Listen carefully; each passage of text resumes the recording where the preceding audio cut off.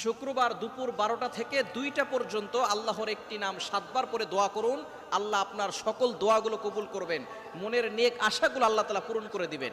মনে রাখবেন, জুমার দিন হচ্ছে ফজিলতের দিন।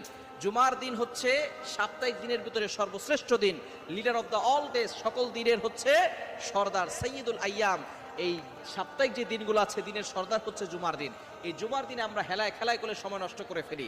এই জুমার দিনে আপনি আগে আগে মসজিদে চলে যাবেন।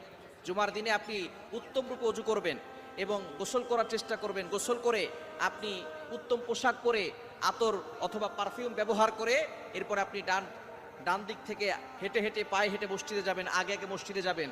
নবীজি সাল্লাল্লাহু আলাইহি সাল্লাম জানিয়ে দিয়েছেন যে সর্বপ্রথম মসজিদে ঢুকবে একটা উট কোরবানি করার সওয়াব পাবে।